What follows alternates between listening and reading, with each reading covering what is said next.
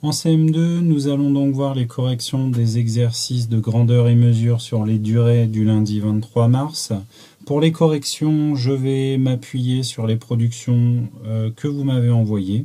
Donc on commence tout de suite avec un problème de Diane, donc le problème numéro 4. Pour réaliser son gâteau, Jim a 15 minutes de préparation puis 40 minutes de cuisson. Il faut ensuite laisser refroidir le gâteau pendant 20 minutes. Combien de temps faut-il attendre pour pouvoir déguster son gâteau? Donc Diane nous propose une addition, 15 plus 40 plus 20 égale 75 minutes. 75 minutes, quand on convertit, on trouve que c'est 1h15. On pouvait voir aussi que 40 minutes et 20 minutes, ça faisait 60, donc on avait 1h et 15 minutes. Donc voilà pour ce petit problème numéro 4. Maintenant, on va du côté de chez Théo qui nous propose la correction donc, du problème numéro 6. Le problème numéro 6, il fallait calculer la durée en secondes et en minutes d'un film d'animation qui avait 5760 images, tout en sachant que le film d'animation, il y a 24 images par seconde.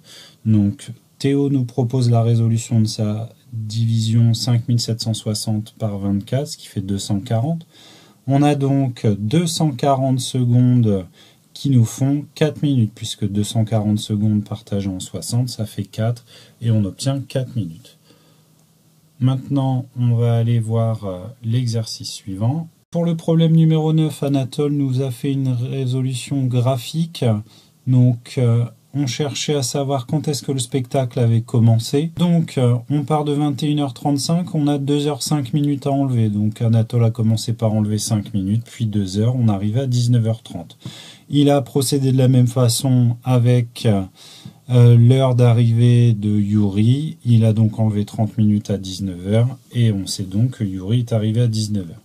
On termine avec le problème de Galiane, qui était donc le numéro 12 à propos de Louis XVI. On avait 3 questions. La première, c'était à quel âge était-il devenu roi?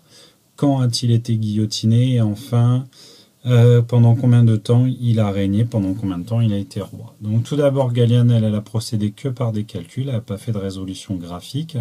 Elle a donc pris les années pour obtenir 20 ans pour l'âge auquel il est devenu roi. Ensuite, on sait qu'il est mort à 39 ans, donc on a pris sa date de naissance et on a ajouté 39 ans pour trouver sa date de mort quand il a été guillotiné.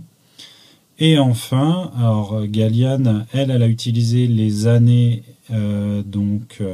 de décès et le temps où il est devenu roi. Donc il est devenu roi à 20 ans et il est mort à 39 ans. Donc durant ce temps-là, il a régné. C'est pour ça que Galiane a fait 39 moins 20 et elle a obtenu 19 ans. Vous êtes nombreux à avoir plutôt utilisé les années de façon à trouver justement la même réponse qui était 19 ans. Donc voilà, on se retrouvera une prochaine fois lundi pour de nouveaux exercices en grandeur et mesure.